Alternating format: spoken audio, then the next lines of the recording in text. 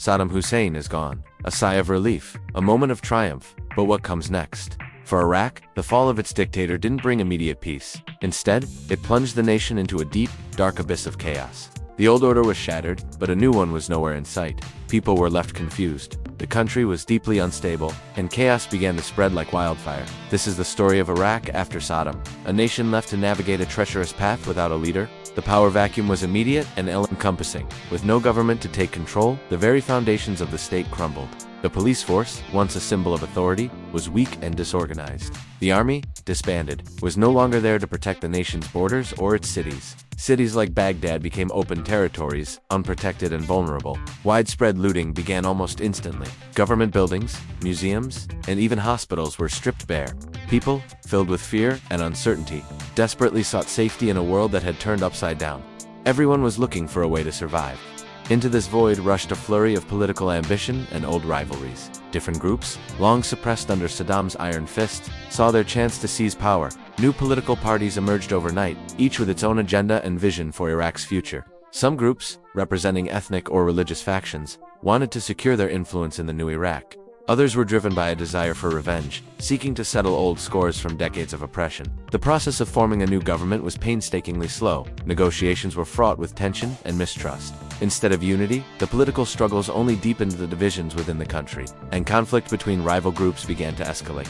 With no clear authority to maintain order, a severe security crisis gripped the nation. The weak state was unable to enforce the rule of law, creating a fertile ground for extremist ideologies to take root. Terrorist groups, including Al-Qaeda in Iraq, began to emerge, exploiting the chaos for their own violent ends. A brutal insurgency took hold, targeting not just the remaining coalition forces, but also the nascent Iraqi government and its security personnel. Car bombs, kidnappings, and assassinations became a horrifyingly regular part of daily life. Civilians were tragically caught in the crossfire, paying the ultimate price for the violence that engulfed their homeland. For the people of Baghdad and other major cities, safety became a daily, consuming concern. The fear was palpable, a constant companion in the streets and in their homes. The social fabric of Iraq began to unravel under the immense strain. The constant violence and instability forced millions of people to make a heartbreaking choice. Many fled the cities, seeking refuge in quieter rural areas. A massive wave of displacement occurred internally, while hundreds of thousands more fled the country altogether, becoming refugees in neighboring nations and beyond. For those who remained, life became a daily struggle for survival. Basic necessities like food, clean water, and medicine were often scarce. Schools and hospitals, damaged by war and looting, struggled to function. The infrastructure that supported daily life was broken, and hope for a better future was in short supply for ordinary Iraq. Amid this chaos, the presence of foreign coalition forces remained a complicated and controversial issue.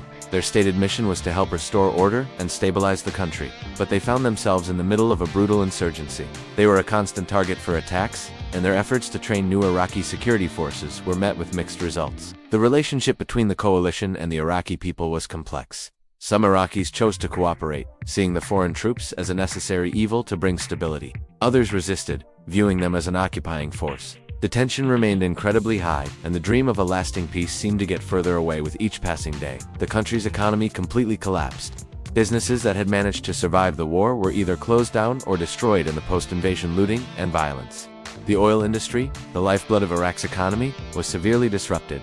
Sabotage of pipelines and infrastructure meant that production levels dropped dramatically, depriving the new government of essential revenue. The widespread damage to roads, bridges, and power plants crippled any chance of a quick economic recovery. Unemployment skyrocketed, leaving millions of people without a job and without a way to provide for their families. The economy was in a state of freefall, and people were left struggling to survive in a landscape of economic ruin. The fall of Saddam's regime also unleashed long-simmering religious and ethnic tensions. For decades, these divisions had been brutally suppressed, but now they erupted into the open. The delicate balance between Iraq's main groups, the Shiites, the Sunnis, and the Kurds was shattered.